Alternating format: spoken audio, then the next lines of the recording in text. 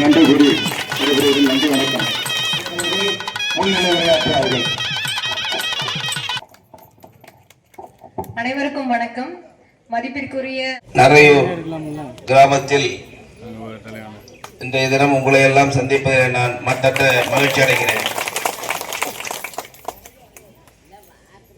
நரையூர் கிராமத்தில் மிகுந்த எழுச்சியோடு நடைபெறுகின்ற இந்த விழாவில் என்னை வரவேற்று மகிழ்ச்சியடைய செய்திருக்கின்ற நரையூர் ஊராட்சியினுடைய அவைத்தலைவர் திருநாகரசு அவர்களே, என்னுடைய அழைப்பை ஏற்று காலையிலிருந்து என்னோடு தொடர்ந்து 7வது கிராமமாக வந்து கொண்டிருக்கின்ற நம்முடைய விருத்தாசலத்தினுடைய சப் கலெக்டர் மேடம் விஷ்ணுபிரியா அவர்களே, நம்முடைய ஏடி பஞ்சாயத் அன்பு சகோதரர் முருகன் அவர்களே, இந்த பஸ் வர்றது காரணமாக இருந்த நம்முடைய போக்குவரத்து துறை அமைச்சர் மரியாதைக்குரிய அண்ணன் சிவசங்கர் அவர்களே, அவர் வரலனாலும் அவர் தான் ஏற்பாடு பண்ணி அவரை கேட்டு தான் வாங்கியிருக்கோம். அதே மாதிரி எம்டி ஜிஎம், குறிப்பாக இங்கே வந்திருக்கின்ற டிரான்ஸ்போர்ட் துறையின் சார்பாக வந்திருக்கிற டிஎம் அறிவள்ளல்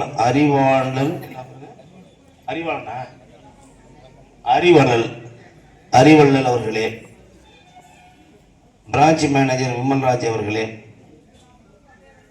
சேர்மன் தம்பி சுகுணாசங்கர் அவர்களே, முருகன் பிடிஓ அவர்களே, சிகாமணி பிடிஓ அவர்களே, வேப்பூர் தாசில்தார் அவர்களே, வேல்முருகன் ஒன்றிய செயலர் அவர்களே மற்றும் தம்பி ராமதாஸ் அவர்களே, வெங்கட் அவர்களே, ஒன்றிய கழக செயலாளர் அடரியான் சின்னசாமி அவர்களே, நிர்மல் அவர்களே மற்றும் கட்சியில் இருக்கக்கூடிய மூத்த முன்னோடிகள். ஏன் தாசில்தார் ஒரு சேர் கொடுங்கப்பா, அவருக்கு உட்காரு, ஒரு சேர் கூடியா அவர் வந்திருக்கோம், ஒரு சேர் கூட உட்காரு தாசில்தார்.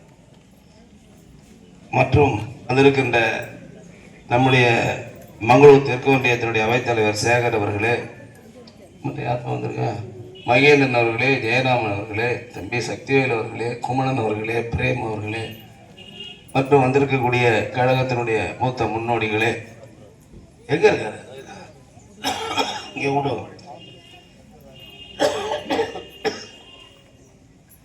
ஒன்றிய கழக செயலாளர் அண்ணன் ஆற்றல் மிகு செயலர் பட்டூர் அமதலிங்கம் அவர்களே, பொதுக்குழு உறுப்பினர் ஆலம்பாடியார் அவர்களே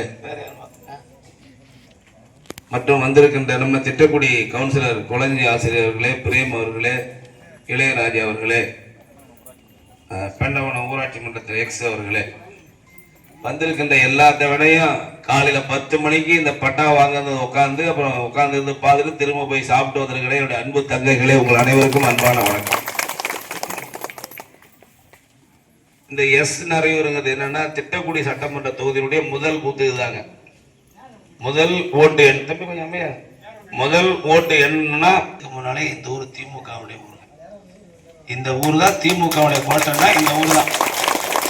அது நான் இந்த ஊருக்கு வரும்போதெல்லாம் நான் ஊரை சுற்றி வரும்போது ஜனங்கள்லாம் கூட என் காலில் தண்ணி ஊற்றி வேப்பந்தலையை வச்சு கும்பிட்டு ஓட்டு போட்ட ஊர். அப்படிப்பட்ட நன்றி உள்ள மக்கள், நான் நன்றி உணவோடு இருக்கேன். அதே ஊர் தொடர்ந்து எனக்கு 8 முறை ஓட்டு போட்டிருக்காங்க. நான் 7 முறை இந்த தொகுதியில் ஜெயிச்சிருக்கேன். ஒரு முறை ராஜீவ்காந்தி தான் தோத்துருக்கேன். ஆனால் கடந்த நாடாளுமன்ற தேர்தல் இங்கே வரும்போது பஸ் விடாமல் எங்கள் ஊருக்கு வராதிங்க அப்படின்னு சொன்னாங்க. நான் சொன்னேன், வரலையா, ஓட்டு போடாட்டி போய், ஏன்னா நான் மாணவர் வருஷம் உள்ளவன், அந்த பஸ்ஸோட தாண்டா இந்த ஊருக்கு வருவேன், வரமாட்டேன் அப்படின்னு சொல்லிட்டு தான் போனேன். மெட்ராஸுக்கு பஸ் உண்டு சாதாரண எத்தனை தடவை எம்டிக்கு ஃபோன் பண்ணிருப்பேன் சார், எத்தனை முறை ஃபோன் பண்ணியிருப்பேன் எம்டிக்கு, எத்தனை ஜிஎம்முக்கு ஃபோன் பண்ணிருப்பேன், டிஎம்முக்கு. இன்னைக்கு மட்டும் ஒரு 25 முறை ஃபோன் பண்ணிருப்பேன். இன்னைக்கும் பஸ் வரணும்னா நான் அந்த ஊருக்கு வந்துட்டு போறதில்ல. ஏன்னா அது உங்களுக்கு நோக்கம். இன்னொன்று, அது கள்ளக்குறிச்சி, மெட்ராஸ்லேருந்து கள்ளக்குறிச்சி வண்டி வந்து கள்ளக்குறிச்சி நயினார்பாளையம் வந்து நயினார்பாளையத்துக்கு வந்து எத்தனை கிலோமீட்டர் இருக்குது நிறைய நயினார்பாளையம்? ஆமாம். ஆனால் இது நியாயமாக பக்கத்தில் இருக்க எல்லா ஊருக்காரங்களும் இங்கே வந்து போகக்கூடிய ஒரு அவசியமான ஒன்று. நிறைய மெட்ராஸ்லேருந்து வரவங்களுக்குலாம் வேப்பூர் வரணும், இல்லைன்னா அந்த பக்கம் தொழுதூர் போய் இறங்கணும், இல்லைன்னா கள்ளக்குறிச்சி தான் போகணும். இந்த பக்கம் பஸ்ஸு கிடையாது. ஆனால் அவங்க தெரிஞ்சோ தெரியாமல் என்னென்னா, நான் வந்து தேர்தல் நிற்கும் போதே சொன்னேன், அண்ணா திமுக யார் குறை சொல்ல, எந்த கட்சியும் நான் குறை சொல்லி எங்கேயுமே பேச மாட்டேன் பாருங்க. கடந்த காலத்தில் இயக்கப்படாத பேருந்தில் அத்தனையும் நான் சட்டமன்ற உறுப்பினராகி எங்கள் அண்ணா முதலமைச்சராக வந்தவர் எல்லாம் இயக்குவேன்னு சொன்னேன். திட்டம் வந்து பெங்களூருக்கு பஸ் விட்டுருக்கேன், எங்கள் ஊர் கிராமம் கழுதூர்லேருந்து கடலூருக்கு பஸ் விட்டுருக்கேன். சாதாரண ஒரு குக்கிராமம் அகரத்திலிருந்து பயணிக்கு பஸ் விட்டுருக்கேன். எல்லா ஊருக்கும் ஓடாத பஸ் பூரா விட்டேன்.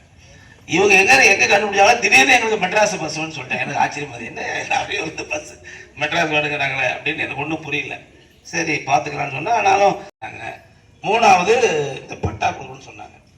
உங்களுக்கு தெரியும், அரசாங்கத்திலிருந்து ஒரு பணியை செய்யணும்னா இந்த அம்மா இவங்க வந்துட்டாங்கன்னா சாப்பிட்றா. இந்த ஊர் மட்டும் இல்லை, காலையில் இந்த அம்மா 9 மணிக்கு வந்தாங்க.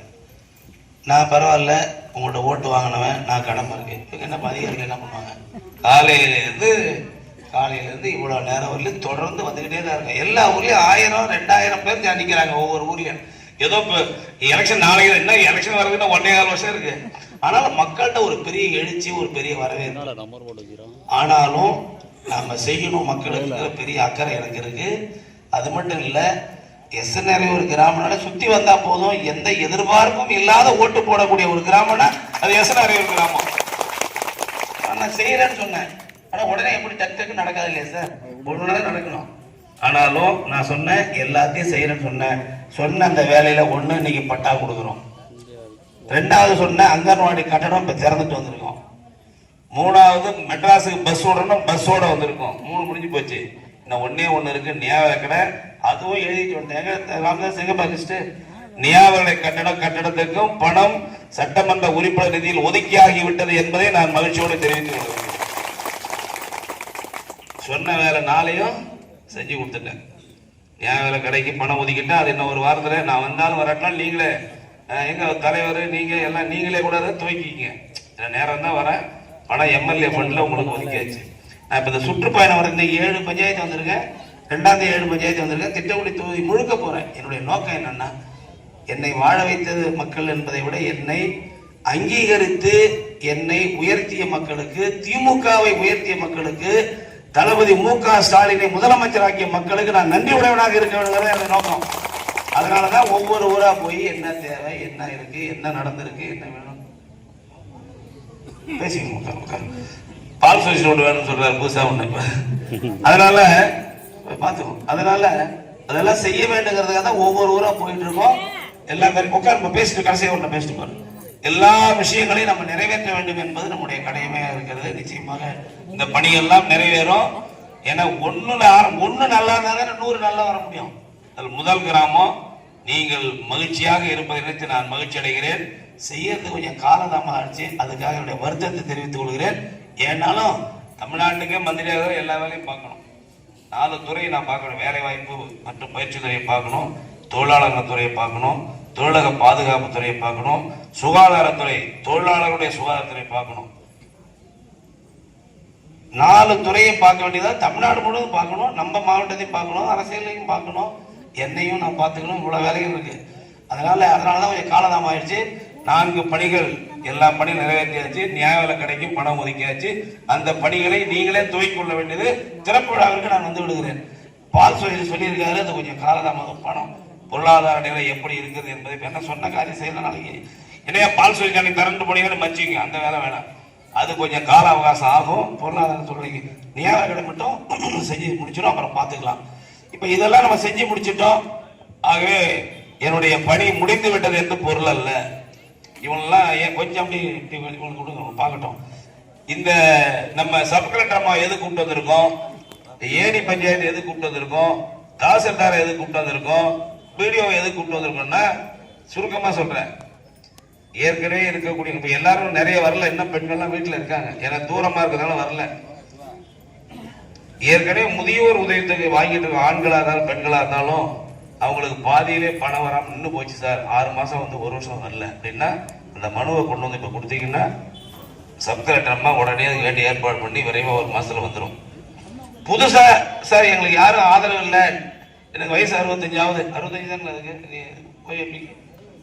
60 தாசில்தார் எத்தனை வயசு என்ன 60 வயசு முடிஞ்சு போச்சு, யாரும் எனக்கு ஆதரவு இல்லைன்னா மனு கொடுத்த முதியோர் சார் என் கணவன் இறந்துட்டாரு, எனக்கு உதவி வேணும், வாங்கிக்கலாம். அது மட்டும் இல்ல, மகளிர் உரிமை தொகை முதலமைச்சர் தமிழ்நாடு பூரா கொடுத்து எல்லாம் வாங்கி நம்ம தொகுதியில் 50,000 பேர் கொடுத்திருக்காரு. ஆனாலும் ஒவ்வொரு கிராமத்திலும் 5 பேர் 10 பேர் விடுபட்டு போயிருக்கு. அதையும் முதலமைச்சர் சட்டமன்றத்தில் அனௌன்ஸ் பண்ணிட்டார். என்னன்னு, விடுபட்டு போன தகுதி உள்ளவர்களுக்கு, தகுதினா என்ன, அரசாங்க ஊழியர் இல்லாம இருக்கணும், காவல்துறையில் நம்ம போலீஸா இருக்கக்கூடாது, இபில வேலை செய்யக்கூடாது, பால் சோசியல்ல வேலை செய்யக்கூடாது, வாதியாரா இருக்கக்கூடாது, விஓ, இப்படி அரசாங்க பணியில் இல்லாமல் இருக்கக்கூடிய நம்முடைய விவசாயம் செய்யக்கூடிய மக்களுக்கு தகுதி உள்ள கொடுக்கணும்னு கொடுக்கப்படும் என்று அறிவித்து விட்டார். அது ஜூன் மாசத்துக்கு மேல எல்லாம் ப்ராசஸ் பண்ணி பணம் வரும். அந்த மனுவை கொடுத்து விட்டார். அது ஜூன் மாசத்துக்கு மேல எல்லாம் ப்ராசஸ் பண்ணி பணம் வரும். அந்த மனுவை கொடுத்தாலும் அதை சிபாரிசு பண்ணி அனுப்புறவங்களும் இந்த சப் கலெக்டர் தான். ஆகவேதான் இவங்களை கூட அழிச்சிட்டே விட்டேன். இவங்கள்ட்ட மனுவை கொடுத்தா அவங்கள்ட்ட கொடுத்துருவேன். நம்ம ஊர்ல லைட் எரியல, தண்ணி இல்ல, பிரச்சனையா இருக்கு அப்படின்னா அதை கொடுக்கறதா ஏடி பஞ்சாயத்தை கையோட கூப்பிட்டு வந்துட்டேன். தாசில்தார்ட்ட அந்த மனுவெல்லாம் முறைப்படி போய் இவங்களுக்கு வரணும். அதுக்கு தாசில்தாரே வேப்பூர் தாசில்தாரே கூப்பிட்டு வந்துட்டேன். 2 பிடிஓ 2 பேரும் கூப்பிட்டே வந்துட்டேன். எதுக்குன்னா மனுவை வாங்கி நான் அப்புறம் அனுப்பி லேட் ஆகி போறதை விட எல்லாத்தையும் கூப்பிட்டு வந்துட்டா உங்க முன்னாலே வாங்கி தாசில்தார்ட்ட கொடுத்துருவேன், சப் கலெக்டரை கொடுத்துருவேன், ஏடிகிட்ட கொடுத்துருவேன், போயிடுவேன். எல்லா வேலையும் இங்கே முடிச்சுட்டு போயிடுவேன். ஆகவே இதையெல்லாம் நீங்கள் பயன்படுத்திக் கொள்ள வேண்டும் என்று அன்போடு கேட்டுக்கொண்டு முடிந்த பிறகு உங்களுடைய மனுக்களை எல்லாம் கொடுத்தா நேரடியாக அவங்கள்ட்ட ஒப்படைச்சிடுவேன். ஆகவே எஸ்என்ஆரில் உள்ள என்னை வருத்தமாக அனுப்பிய உங்களை நான் மகிழ்ச்சியிலே ஆழ்த்தியிருக்கிறேன். நானும் மகிழ்ச்சியாக இருக்கிறேன் என்பதை தெரிவித்து திட்டக்குடி தொகுதியில 1வது பூத்து எஸ்என்ஆரையூர் தூக்கி ஓட்டினே பாத்தீங்கன்னா ஒரு பூத்துல 700 ஓட்டு, ஒரு பூத்துல 800 ஓட்டு இருக்கும். 1000 எவ்வளவு 1500 தோராயமாக சொன்ன பாருங்க. 800 ஒண்ணு 700 ஒண்ணு 1560 ஓட்டு இருக்குன்னா 1400 ஓட்டு போலானா 1300 வாக்குகளை அளிக்கக்கூடிய அன்பு என்னுடைய சொந்தங்களுக்கு நெஞ்சார்ந்த நன்றியை வணக்கத்தை தெரிவித்து விடைபெறுகிறேன். நன்றி, வணக்கம். மனு அளிப்போர் கொஞ்சம் இல்ல பட்டா கொடுக்கணும். அஞ்சலை கண்ணன், ஜெயலட்சுமி கார்த்திகேயன், கனகா மூர்த்தி, முத்தரசி மதியழகன், சாரதா வீரமணி, திலகவதி கருணாநிதி, அமுதா கோவிந்தராசு, ஜோதி ராமசாமி, சிவகாமி ராமகிருஷ்ணன், பழனியம்மாள் செல்லமுத்து, அலமேலு சிவகுமார், பூம்போதை பொன்னுசாமி, சியாமலா பாரதிதாசன், கலையரசி கோவிந்தராசு, 40 மணிமேகலை பொன்னுசாமி, பெரியநாயகம் பன்னீர்செல்வம். அம்மா உங்க நம்பர் 42 கமலரசி வேலாயுதம், கோகிலா செல்லத்துறை, அரவிந்தம் ராஜமாணிக்கம், சரோஜா கருப்பன், அனிலா கண்ணதாசன், சத்யா செல்வரசன், கோலாம்பர் சின்னசாமி, லட்சுமி தளபதி, மகாலட்சுமி கருப்பையா, வெண்ணிலா கடவுள், வாசிகி முத்து, வெங்கம்மா ஐயம்பெருமாள், காசியம்மாள் கொளஞ்சி, விஜயகுமாரி மணிகண்டன், நித்யா வெங்கடேசன் 56, சௌரீஸ்வரி கருணாகரன், கஸ்தூரி பொன்னுசாமி, சத்யா கோவிந்தராசு, திருவாய்மொழி அரசப்பிள்ளை, ஜெயலட்சுமி இளையராஜா, முனியம்மா அறிவழகன், 63 நல்லம்மாள் கலிமூர்த்தி, 64 லட்சுமி, 64 வாங்க,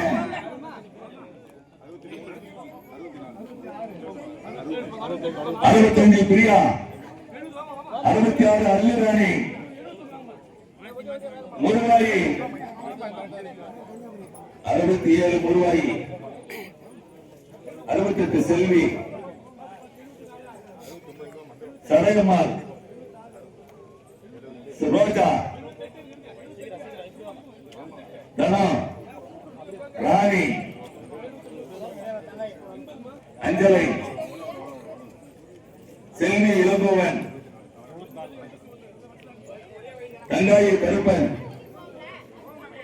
அருணா பாலமுருகன்,